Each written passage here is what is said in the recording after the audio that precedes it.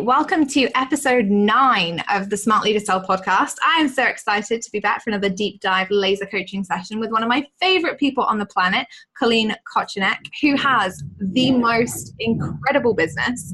I want to talk about later because it's just got the best name, and I'm going to let you reveal it, Colleen. What is the name of your business? My business is called the Scrappy Frontier. Yes, See? The Scrappy Frontier. How brilliant is that? I love the name. What made you choose that name out of interest? Well, interestingly, I didn't really choose it. It kind of chose me. I was working corporate actually for a British company. And, Scrappy has different meanings in different parts of the world. Mm-hmm. But there was a gentleman, an executive. I was one of 2 Americans on the team. And we kind of had a bit of a reputation for, getting stuff done or getting shit done. Am I allowed to say shit on the podcast? You can say whatever you like. And we were in a meeting in London, and this gentleman looked at us and he said, "You two are scrappy." And he meant it kind of like a sit down and shut up kind of thing. And we were like, hell yeah. and who came in at 130% of goal last year? And who didn't? So it kind of stuck. And so we're kind of the scrappy people. So when I was looking for a name for my company, I thought, that really actually makes sense, because scrappy to me is all about, just getting stuff done, not making it overly complicated, finding a way, persistence. And that's really what my audience is, I think. So that's why the name fit. I love it. And I think it's one of those things that the name of it always makes me smile. I think one of the things, and as the podcast goes on today, people will probably hear this, but one of my favorite ever phrases from you was, "I'm not going to blow corn up your skirt." And every time you say it, or every time I tell somebody else about it, I smile, because I'm just like, oh, it's so Colleen. It's just one of those things I associate with you. So thank you for that, because I now use it everywhere. I said it to my mum the other day. I was like, "I'm not going to blow corn up your skirt," but she was like, "Where does that come from?" So you're spreading the yeah. Well, also the name was a way to kind of, really pinpoint my audience, because it's like, I'm not a wishy-washy person.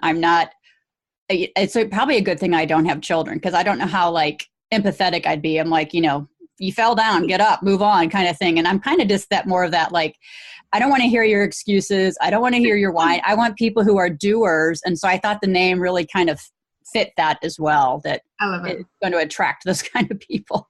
Exactly. And I think that the interesting thing about your business is that you actually work with women who are over a certain age. You work with women over 50, right, to set up businesses. And I think it's really interesting for me, because I remember when I came into the online world, and I kind of expected when I came into the online world, I was very short-sighted. I was like, oh, everyone's going to be a millennial. Everyone who wants to start up an online business is obviously going to be of the Instagram generation. And that really freaked me out in a way, because I didn't actually use Instagram. So I was like, I'm not sure how I fit into this scenario. But then when I started working with people, the majority of people I was working with were older than me. They were people who'd had really successful corporate careers and then been like, oh, now what? And I think that's the interesting thing about your business, is that you take those people and go, there is something else. You don't just have to, kind of hang out in a retirement community until, life's done. You actually get that new lease of life, and you can build something that has this huge impact. And I think that's amazing.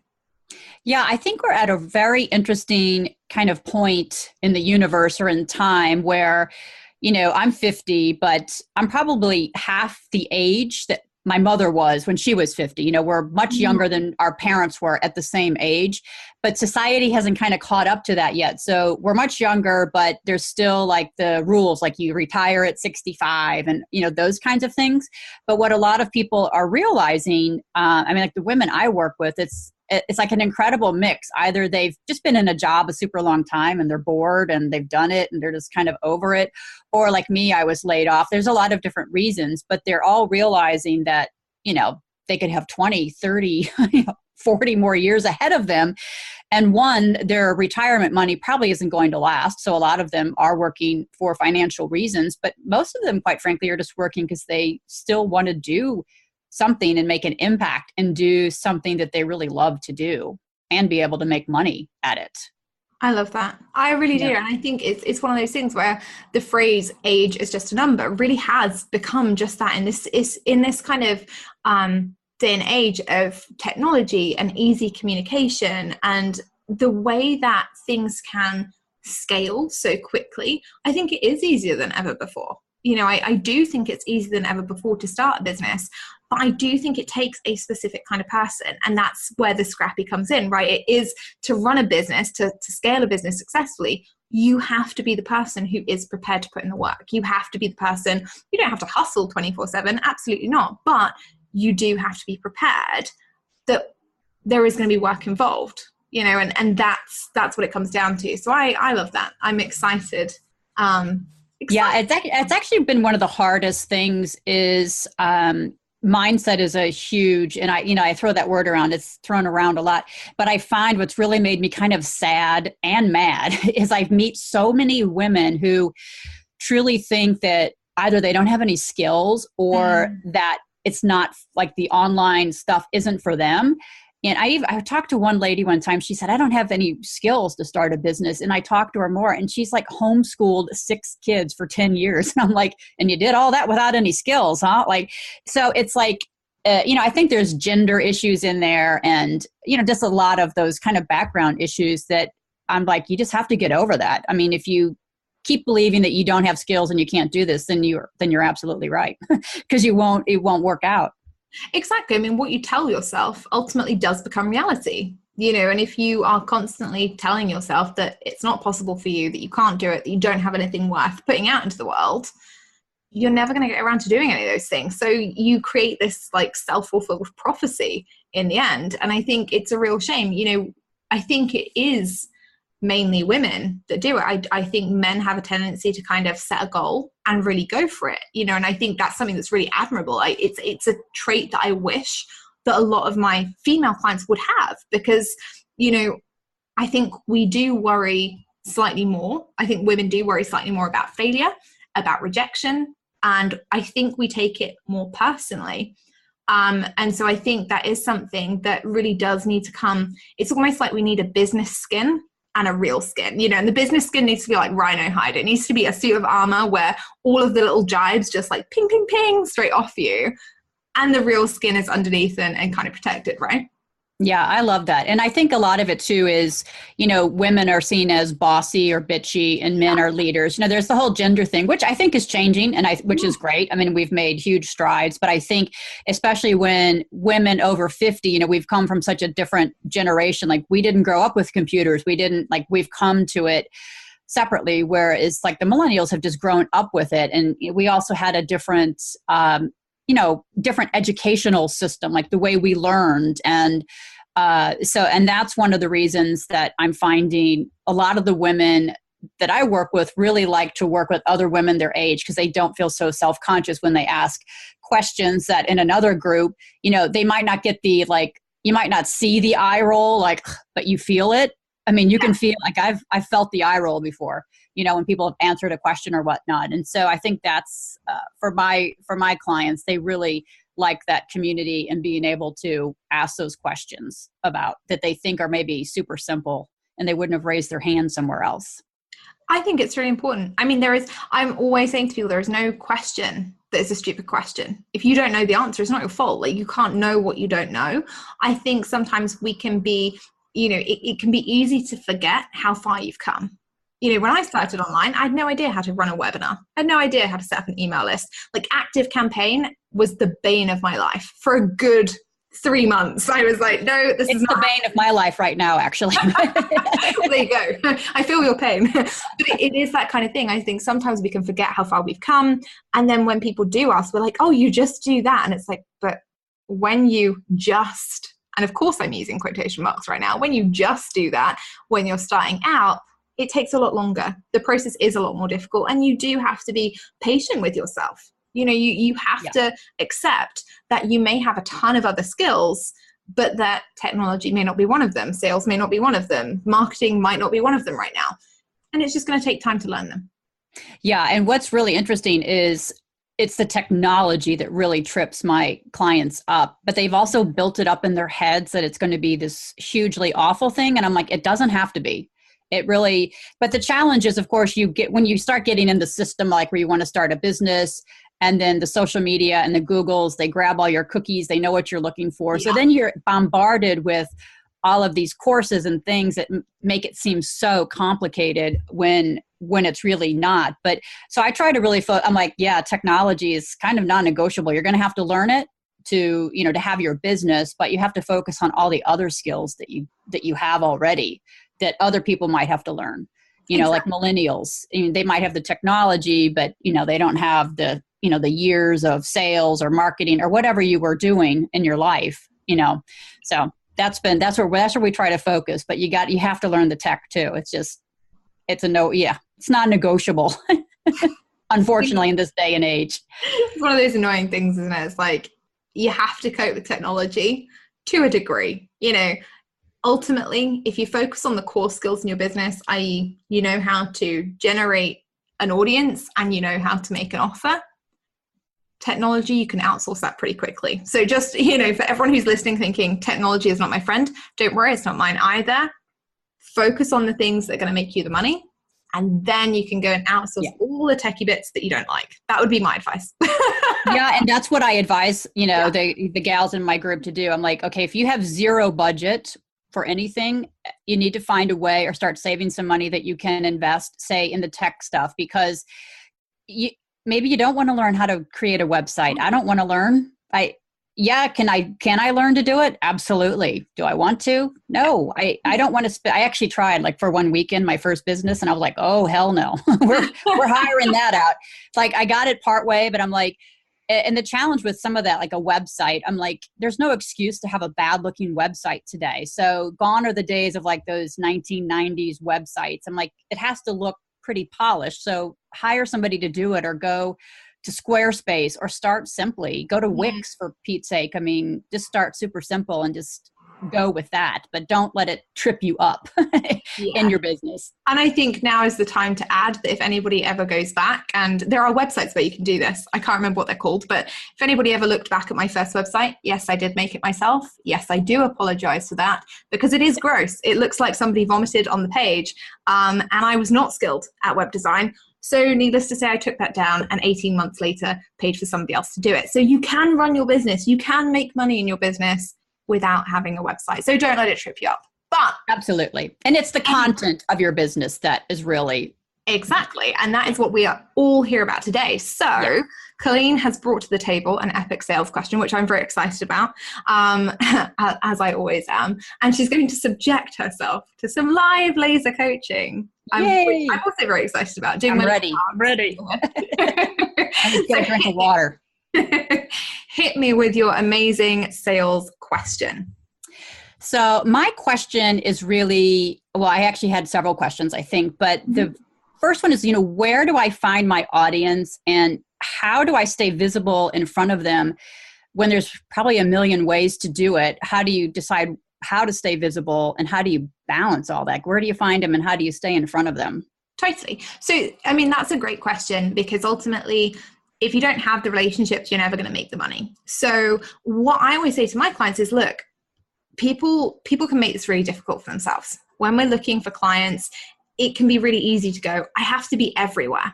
And indeed, like the theory of preeminence is that you need to be everywhere, so that as soon as your audience member thinks of the thing that you are known for, they immediately have your name in their head. The problem with that is, though, that a lot of people tend to get burnt out and overwhelmed, because in trying to be everywhere, people are trying to master multiple platforms at once. We're out of the days where you could just kind of log into Facebook and everyone would be on Facebook. Now people are doing Snapchat, they're on Instagram, they're on Pinterest, they're on weird and wonderful platforms that I haven't even heard of yet, And I think the reality is that rather than trying to look at, I want to be on all the platforms, it's like, okay, where are my audience actually hanging out? Like, where are they?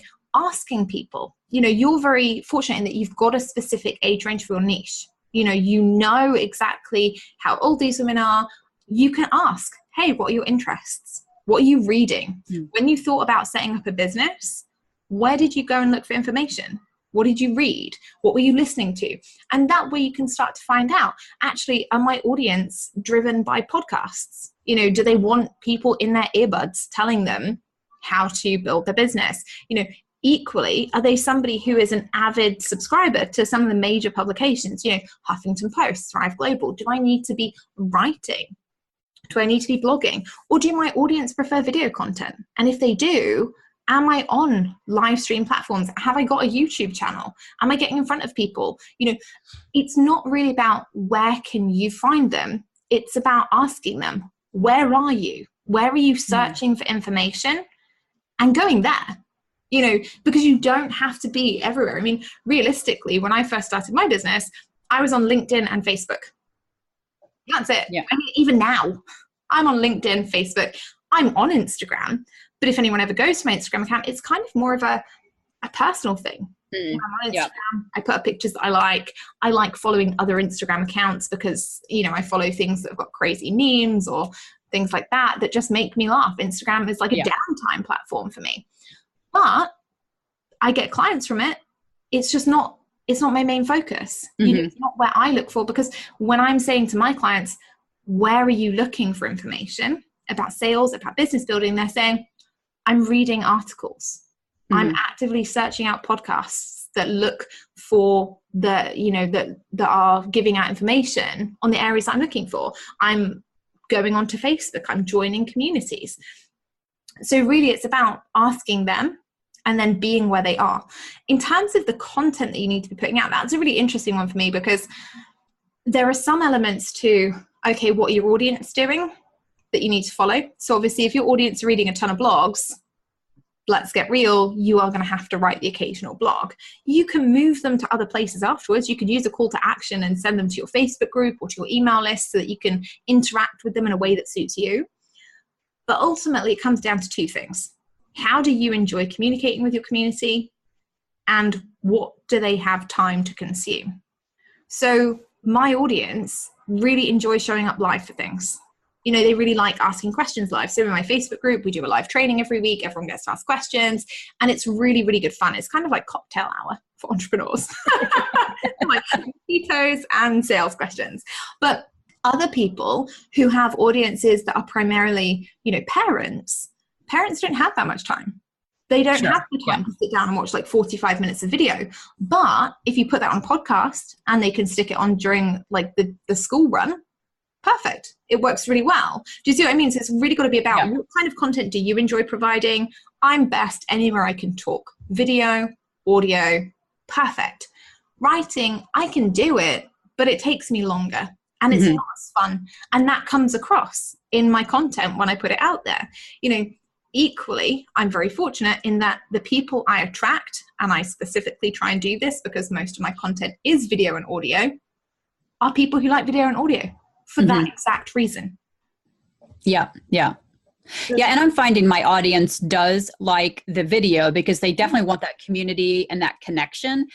On the other hand, they're not 100% comfortable. So when this past summer, I was doing kind of a workshop. It was really to test some materials and really get to know my audience well. And I invited them. We were going to meet by Zoom every week, which was fine. But I invited them. Before I started that, I wanted to interview them first to make sure that they were, you know, a good fit for the workshop. And I invited them all. I said, we can meet by Skype or by phone. All of them by phone. They weren't ready to jump on Skype and the camera yet. But once we got into the Zoom stuff, they kind of got into it. But they're, I think, and I'm still in the testing phase with my content. I mean, I do love to write and I love video as well. So I'm testing it out now. And my audience right now is still too small to really pull any direct data from just yet, or say, oh, it's only vlogs or whatever. But I'm testing it out now for sure. And I think I would challenge you there, right? Your audience isn't too small. Your audience is never too small. Even if you're talking to two people, those two people found you somehow. Yeah. And those two people, if they are your ideal clients, you need to be asking them, where did you find me? What are you consuming? Where are you being social? Where are you trying to find a community? Because ultimately, it doesn't matter whether you've got 2 people or 200. The fact is that if they're your ideal clients, you need to know where they are and you need to know what they enjoy so that they'll ultimately go out there and refer other people and so you can find more people like them.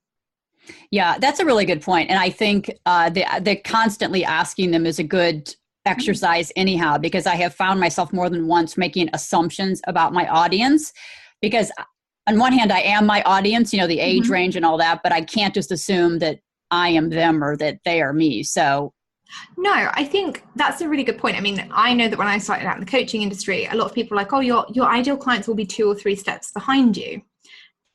And yeah, to a certain degree, sometimes they are, but equally, sometimes they're not. Sometimes they're very different from me, and they come to me because I'm so different, because actually they want to learn a skill that I have, or they want me to take them through a certain process. And I think, well, we're not our ideal clients because sometimes it can be easy to look back, kind of like we were saying earlier about the technology thing, right? We can look back through rose tinted glasses and go, oh, did I really want to learn about MailChimp? No, probably not. And just toodle on. Whereas actually our ideal clients, it's if we keep checking in with them as we grow and evolve, so do they. And so if we don't check in with them, we don't know about that. Whereas when we are checking in with them regularly, we're finding out that as they are learning more, as they're progressing in their businesses, they might search out other content. They might be interested in different things. They might be ready to step up to a different level. But if we don't check in, we don't know. Yeah, that's actually a really good point. And one thing I have been keeping an eye on is I have kind of like content upgrades in my blog, so checklist or exercises, and it's been really interesting to see kind of which one, like which of those kind of hit, and others that absolutely don't. And again, it's an assumption. I'm like, oh, they're going to love this one, and nothing, absolutely nothing. But then something else does hit. So it's been a good lesson to just kind of keep your eyes open and not assume. Like I assumed everybody used Facebook from their desktop because that's where I use it from, because I hate typing on my phone.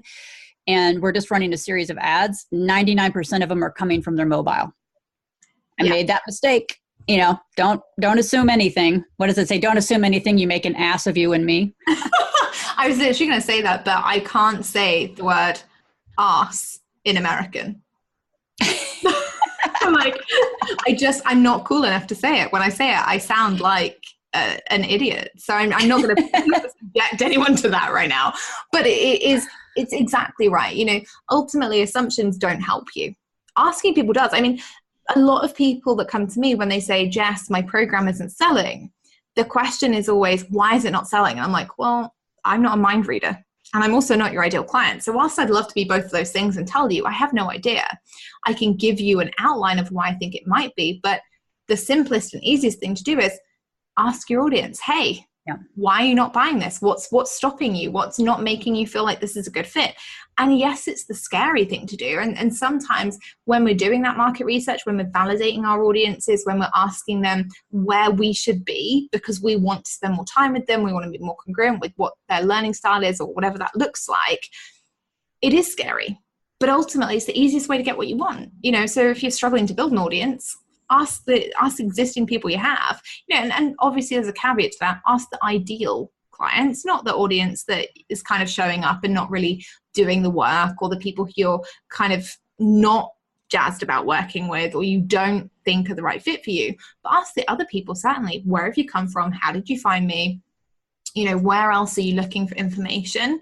And that way you will get to know what kind of podcast should you be featured on, whether you should be guest blogging or not. Should you have a YouTube channel? Should you primarily be focused on Facebook and using that as some kind of one-way conversation with your crowd? It doesn't make any difference. It's not about hunting them down. It's about being the lighthouse, and ultimately James Wedmore says this way better than I ever could, but he says, your job is to be the lighthouse and to put your message out there. And the people who are right will come and they'll be attracted to the light. And the people who aren't will stay out on the boat. And that's exactly right. By asking your audience, okay, where did the light beam from for you? Yeah. You can go out and do more of that. Yeah. That's actually really awesome. It's giving me some ideas because I'm getting ready to launch my first course, and my gut has been telling me that it's too far in the process. Like I need to take it back to really the very beginning, because the biggest question I get from my customers is, where do I find the right business idea. And which is funny to me because I'm like, they're everywhere. There's ideas everywhere. But it is something that really trips people up, and that you really have to help them through that process of, what do you love to do as a kid? What did you do in your traditional job? Like all these things, they have a hard time kind of unpacking that and saying, oh, that could be a business idea, which to me is just kind of funny because I've been about like, wow, there's ideas everywhere to me. But the women who do that, like I had a Facebook post the other day, and I said, how did you come up with your business idea? And did you bring anything from your youth into your business? And Jessica, I will tell you, women came out of the woodwork to talk about how, this one woman has a homeschooling curriculum built around Narnia and Lord of the Rings. And they're called LARPs, I think. LARPs? Oh, yes. LARPs? Yeah, okay, I didn't know what that was. And she's like, and she has a very good business doing that. I'm like, see? Anything's possible. And this is the thing, we are literally in an age where, I'm sorry, but if Harry Potter books have been selling out for the last 12 years, and it literally is about magic owls and dragons and broomsticks and things, pretty much anything that you think of can be monetized. You've just got to get it in front of the right people, and that really is the key thing. Be where your people are. Speak the message that they need to hear, not the one that they necessarily want to hear, because sometimes those two are very different things, and monetize the thing that you're really passionate about. That's ultimately all it comes down to. Yeah. But your idea about asking them, I think I need to go back and ask a few more questions of my ideal audience before I launch that first. I'd hate to build out this massive course that nobody wants. Exactly. And honestly, this is where so many people go wrong. People have an idea, and I've been guilty of this, right? We all do it. We have this brilliant idea and we're like, oh my goodness, this would change the lives of my audience. And we know it would, so for everyone who's listening, you're not the only one. We all have been there. We've all had that amazing course that sold nothing because our audiences were crazy and they didn't want to buy it for some weird reason. But the thing is, if it's not right for them right now, they're not going to see it. And so when you're thinking about something or creating a highly sellable offer, you've actually got to create the stuff your audience needs, not the stuff that you think they want or the stuff that you think is going to be the most useful. I always say to people, sell them what they want, give them what they need. Okay, so you sell them the transformation that they're looking for. And in the course, if you know that they need to cover off certain elements to get to that transformation, that's when you give it to them. Because nobody buys the process. The process is ultimately, even when you try and jazz it up, it's still boring. But the transformation is the thing that they're really looking for. So you sell them what they want, you give them what they need. Yeah, that's brilliant. Well, that kind of leads me, I had another question for you about content. Like, how much do you give away? How much do you sell? Like, what's the balance there? I certainly understand that most people are just not going to go, Google something and learn how to do it because it's inconvenient. And you don't know if it's a good source, all of those things. So even if it's something that is available for free, they're going to come to you. But what's the balance of giving away versus selling content? You should sell every day. Okay, in some form or another, whether it's selling a discovery call, I describe selling as somebody taking the next step in the relationship with you. So as long as you're putting something out there every day that can lead you to a sale, i.e. you're putting out offers for discovery calls, you're selling actual programs, you're putting out passive income products, whatever that is, in one of your communities, then you're doing the right thing. You don't have to be selling to your Facebook group every day because, hey, if you've got a Facebook group, you've also hopefully got an email list and you probably are on Instagram or one of these other millions of platforms that we've been talking about, right? But in terms of content, give away your gold. People come to me and they go, oh yeah, but what if somebody uses it? And I think, thank God for that person because, ultimately nobody pays me for PDFs, right? People don't pay you for information because, like you say, I can Google anything. If I really wanted to, I could Google how to be a heart surgeon right now. And probably I could find out the theory of how to operate on someone's heart. Does it mean I'm qualified? No, God no. That's not something I would ever advise, right? But people are paying you for transformation. They're paying you for accountability. They're paying you for implementation. And so that's the difference. Almost like you can tell people as much as you want. You can give people the absolutely golden information that you know if they just applied it, they'd get huge results. But people don't do that. Naturally, people are kind of like, oh, because we're not committed to free information. The majority of people, I mean, I've been running a Facebook community for 2 years. And last year I did over 400 hours worth of free trainings. Less than 1% of people implemented it. Less than 1%, right? And that's very frustrating from my perspective, because I'm like, you all could have made so much money. Like you could have all done it. You had 4 hours worth of stuff, right? But also from the perspective of those people, some of them recognized, and rightly so, I'm one of these people, I like accountability. I like to be held accountable. I like to set goals. I like somebody else to say, Jess, where are you in relation to this goal? I like to have somebody to reach out to and say, hey, I'm really struggling with this. Help. And I think that's where people make the mistake. We mistake the fact that we can give away really, really gold content with, oh, but if we give it away, people won't pay for it. Well, they weren't paying for that in the first place. They weren't paying for your PDF. Yeah. They're paying for your time, your knowledge, your implementation skills, your accountability skills. And the fact that if they pay you, they're going to get that transformation quicker, easier, and they're not going to have to make all the mistakes that you probably made to get to that point in the first place.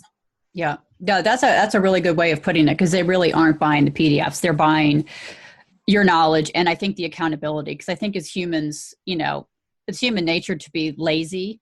And so the accountability is very good.